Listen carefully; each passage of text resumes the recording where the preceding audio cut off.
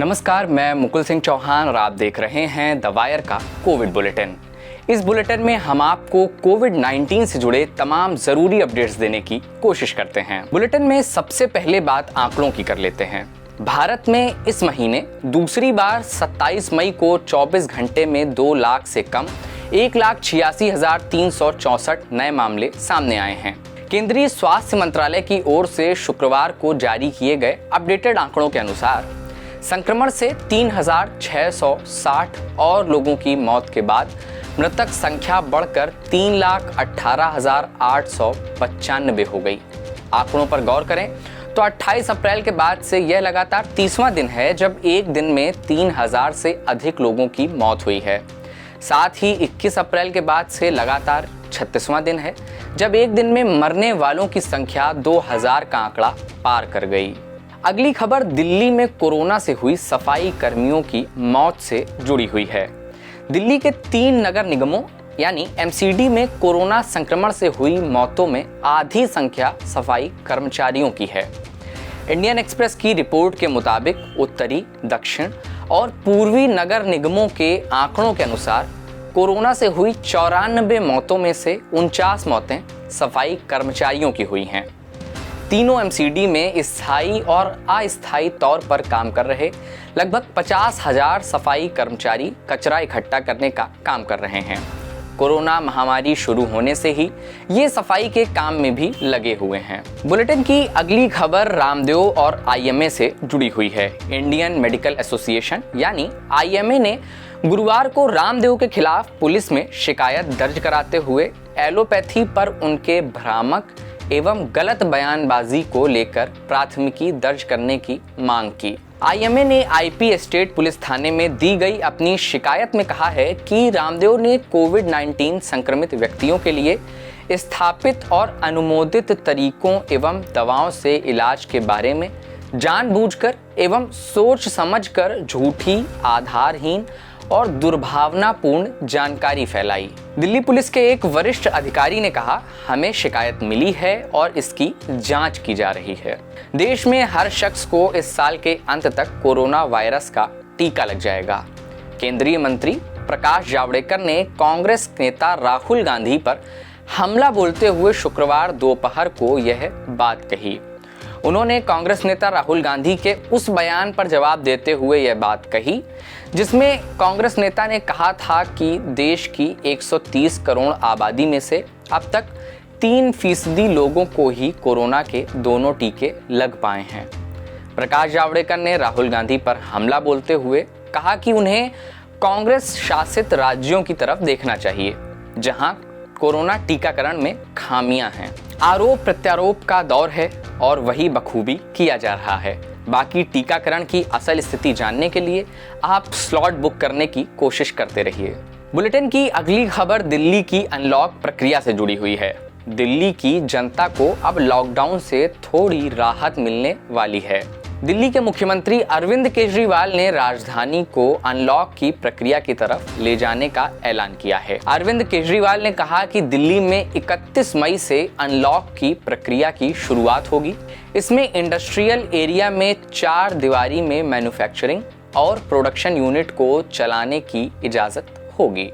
दिल्ली में पिछले 24 घंटे में 1100 कोरोना के नए मामले दर्ज हुए हैं। पिछले 24 घंटे में लगभग 1.5% संक्रमण दर आया है और लगभग 1100 के करीब केस आए हैं और धीरे धीरे रोज केस कम हो रहे हैं, संक्रमण दर भी कम हो रही है। अस्पतालों के अंदर अब बेड मिलने में किसी तरह की कोई दिक्कत नहीं है। आईसीयू बेड भी काफ़ी खाली हो गए हैं, ऑक्सीजन बेड्स भी काफ़ी खाली हो गए हैं। जितने हम लोगों ने ये केंद्र खोले थे, कोविड सेंटर खोले थे, उसमें भी अब बेड काफ़ी अवेलेबल हैं। तो ये समय है अब धीरे धीरे अनलॉकिंग करने का। कहीं ऐसा ना हो कि लोग कोरोना से तो बच जाएं लेकिन भूखमरी से लोग मर जाएं। तो अपने को बैलेंस बना के चलना है कि एक तरफ कोरोना को भी कंट्रोल करना है और एक तरफ आर्थिक गतिविधियों को, इकोनॉमिक एक्टिविटीज़ को भी साथ साथ कोशिश करनी है, जहाँ जहाँ जितना बन सके उतना अलाउ किया जाए। खोलने में सबसे पहले अपने को उन लोगों का ख्याल रखना है जो समाज का सबसे गरीब तबका है, मजदूर हैं, दिहाड़ी मजदूर हैं, प्रवासी मजदूर हैं। अपने दिल्ली में उत्तर प्रदेश से, बिहार से, आसपास के और राज्यों से दिल्ली आते हैं आजीविका कमाने के लिए, दिहाड़ी के ऊपर काम करते हैं और बहुत ही मुश्किल परिस्थितियों के अंदर जीते हैं। ऐसे मजदूर सबसे ज्यादा अपने को कंस्ट्रक्शन एक्टिविटीज में और फैक्ट्रियों में काम करने वाले मिलते हैं। तो आज इन दो चीजों को मीटिंग में यह तय किया गया कि इन दो गतिविधियों को सोमवार को सुबह से खोला जाएगा। जब 5 बजे ये वाला लॉकडाउन खत्म होगा तो अगले 1 हफ्ते के लिए इन दो गतिविधियों को खोला जा रहा है, कंस्ट्रक्शन एक्टिविटीज को और फैक्ट्रीज को। इन दो गतिविधियों को खोला जा रहा है। बुलेटिन की अगली खबर महाराष्ट्र में कोरोना की चपेट में आए बच्चों से जुड़ी है। महाराष्ट्र में सिर्फ मई महीने के अंदर 34,486 बच्चे कोरोना संक्रमित हो चुके हैं। यह संख्या लगातार बढ़ती जा रही है। आरोग्य विभाग के अनुसार 1 से 26 मई तक 10 वर्ष तक के 34,486 बच्चे कोरोना से संक्रमित हुए हैं। 1 मई को राज्य में कुल संक्रमित बच्चों की संख्या 1,38,576 थी। यह 26 मई को बढ़कर 1,73,060 हो गई। 1 मई को 11 से 20 वर्ष के 3,11,455 मरीज थे। वहीं 26 मई को इस आयु वर्ग के रोगियों की संख्या 3,98,266 हो गई है। कोरोना की तीसरी लहर में बच्चों को अधिक खतरे का अंदेशा जताया जा रहा है। हालांकि डॉक्टरों के मुताबिक रोग से बच्चों को अधिक खतरा होने का पूरी दुनिया में कोई डेटा नहीं है। इस कारण अभिभावकों को चिंतित होने की जरूरत नहीं है। कोरोना वायरस से जुड़ी तमाम जरूरी खबरें हम लगातार आप तक पहुंचा रहे हैं, इस उम्मीद के साथ कि जल्द से जल्द हम कोरोना से इस जंग को जीत सकें। तब तक अपना और अपनों का बेहद ख्याल रखिए, बाहर निकलने से बचिए और यदि बाहर निकलना बहुत ज़रूरी हो तो मास्क लगाकर निकलिए। बहुत बहुत शुक्रिया।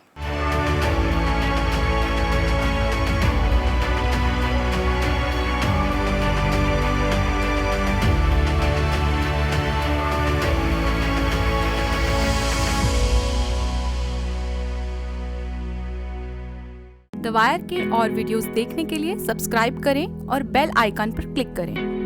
स्वतंत्र पत्रकारिता की आर्थिक मदद करने के लिए डिस्क्रिप्शन में दिए गए लिंक पर जाएं और अपनी राशि चुनें।